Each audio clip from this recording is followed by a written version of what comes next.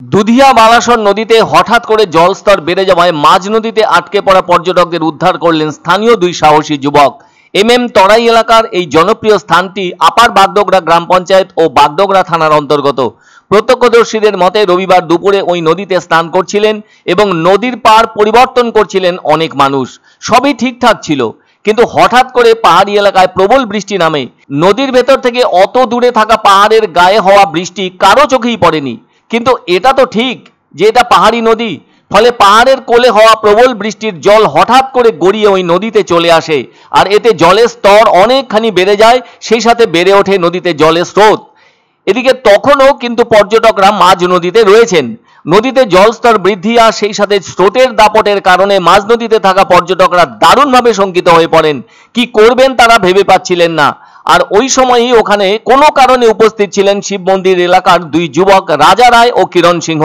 তারা সাহসিকতার পরিচয় দিয়ে নিজেদের গাড়ি ও অন্যান্য উপায়ে নদীতে আটকে পড়া পর্যটকদের উদ্ধার করতে এগিয়ে আসেন জীবনের ঝুঁকি নিয়ে।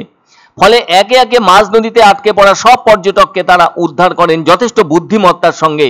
তা না হলে তো পাহাড়ি নদীর জলস্রোতের জেরে পর্যটকদের খারাপ অবস্থা ঘটে যেতে পারত। ওই দুই যুবকের দারুণ সাহসী পদক্ষেপের জন্য পর্যটকরা ওই নদী থেকে বেঁচে ফিরতে পেরে তাদের প্রতি কৃতজ্ঞতা প্রকাশ করলেন। সত্যি তো, রাজা এবং কিরণ না থাকলে তাদের মাঝ নদী থেকে পাড়ে আসার ব্যাপারে কি হতে পারত সেটা আজীবন মনে রাখবেন তারা। ফলে বড়সড় দুর্ঘটনার হাত থেকে উদ্ধার পেয়ে যেন নতুন জীবন পেলেন পর্যটকরা। এদিকে রাজা রায় ও কিরণ সিংহ দুজনেই তো হিরো বনে গেছেন এমন মহাকাণ্ড ঘটানোর জন্য। ওই দুজনের এমন সাহসিকতার বিষয়টি প্রত্যক্ষ করে নদীর পাড়ে থাকা উপস্থিত লোকজন তাদের ভূয়সী প্রশংসা করেন, সেই সাথে ওদেরকে কৃতজ্ঞতাও জানান। স্থানীয় প্রশাসনের পক্ষ থেকে জানানো হয়েছে এমন পরিস্থিতি থেকে বাঁচতে পর্যটকদের সতর্ক থাকতে হবে, তার কারণ উপস্থিত বুদ্ধিও রাখতে হবে।